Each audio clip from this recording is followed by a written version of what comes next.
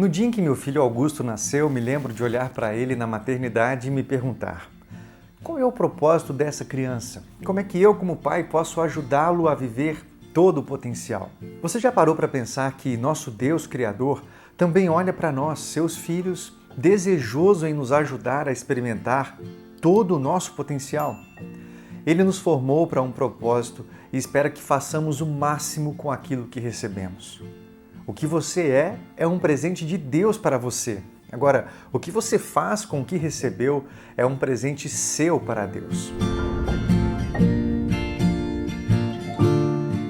Você é alguém que recebeu dons, família, saúde, oportunidades e muito mais. Foi Deus quem lhe concedeu todas essas coisas e há uma expectativa divina para que você cuide da melhor maneira e multiplique o que Ele o confiou.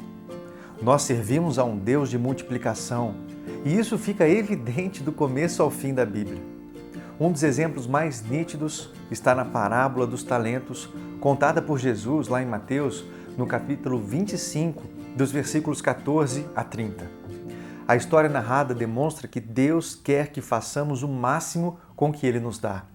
Devemos cultivar nossos dons, habilidades, manter nosso coração em chamas, desenvolver nosso caráter e ampliar as nossas experiências para que sejamos cada vez mais eficientes em nosso serviço. O que recebemos do Senhor tem um alto valor. Na parábola, Jesus conta sobre um homem que, ao sair de viagem, chama seus servos e confia-lhes o cuidado de seus bens.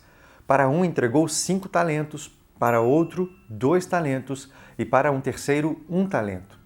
Talento era uma moeda que equivalia a 6.000 denários, ou seja, o salário de 6.000 dias de trabalho. 5 talentos equivaliam ao salário de quase 100 anos de serviço de um operário.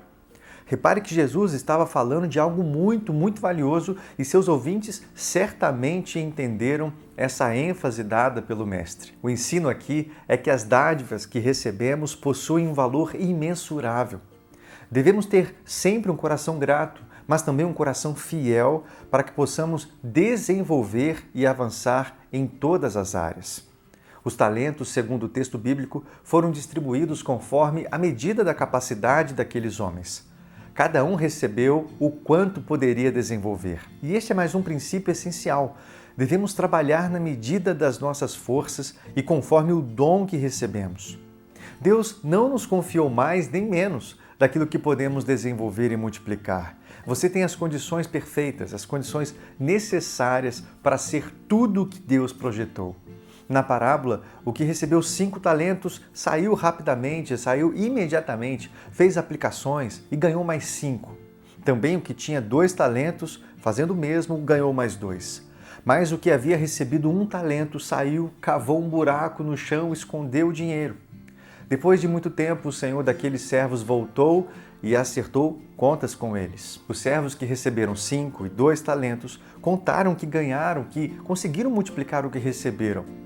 E ao ver esse resultado, o Senhor se alegrou e os parabenizou, dizendo para cada um: muito bem, servo bom e fiel, você foi fiel no pouco, eu o porei sobre o muito, venha e participe da alegria do seu Senhor. O que havia recebido 1 talento também foi prestar contas. Talvez envergonhado, ele disse: eu sabia que o Senhor era um homem severo, eu tive medo, saí e escondi o seu dinheiro no chão, veja aqui o que te pertence. Embora o servo ainda tivesse conservado o que recebeu, a reação do Senhor foi de total reprovação. Ele chamou o servo de mau e negligente. Disse que o servo poderia ter pelo menos deixado dinheiro com os banqueiros para ter juros. No final da repreensão, esta foi a ordem dada: lancem fora o servo inútil nas trevas, onde haverá choro e ranger de dentes. Como não foi capaz de gerar fruto, foi dispensado, sem dó e nem piedade. Um ramo cortado e jogado fora. Se não dá fruto, qual é o valor? Deus espera que geremos frutos a partir dos talentos que Ele nos deu. No Evangelho de João, capítulo 15, lá no versículo 8, Jesus indica o propósito: nisto é glorificado meu Pai, que vocês deem muito fruto e assim mostrarão que são meus discípulos. No versículo 16 nós lemos: eu vos escolhi para irem e darem fruto. Jesus ensinou que precisamos permanecer nele para darmos frutos. Mas alguns defendem que o que devemos fazer é apenas sermos fiéis e que os frutos dependem exclusivamente de Deus. Mas não é isso que nós aprendemos nessa parábola dos talentos. Todos os servos da parábola foram fiéis, pois não perderam os talentos. Mas o Senhor esperava muito mais. Ele queria uma prestação de contas. Qual é o fruto do seu trabalho? Qual foi o rendimento do que lhe foi confiado? Fica claro que o Senhor esperava que os talentos fossem multiplicados pelos servos.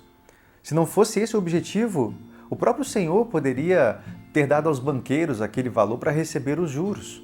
A lição principal dessa parábola é: estar preparado para a segunda vinda de Cristo requer mais do que ser cauteloso.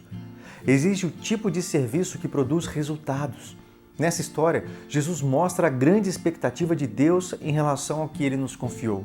Ele espera que multipliquemos o que nos foi dado. Se você não exercitar os músculos, eles vão se enfraquecer e atrofiar.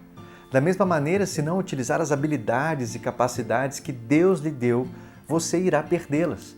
Jesus ensinou a parábola dos talentos para enfatizar essa verdade. Repreendendo o servo que falhou, o mestre disse: tirem o talento dele e entreguem-no ao que tem 10. Deus não aprova a passividade. Se você deixar de usar aquilo que lhe foi dado, você vai perder. E se usar a habilidade que possui, Deus a aumentará. O que você tem recebido do Senhor? Para um pouquinho e pensa. Quais são os seus dons? Qual é o seu ministério? O mais importante não é o que lhe foi confiado, e sim o que você está fazendo com o que lhe foi confiado. O que recebemos do Senhor é um presente divino. Agora, o que fazemos com o que recebemos é o nosso presente de volta para Jesus. Que você vivencie todo o potencial de multiplicação que lhe foi confiado. Deus abençoe sua vida ricamente. Um grande abraço.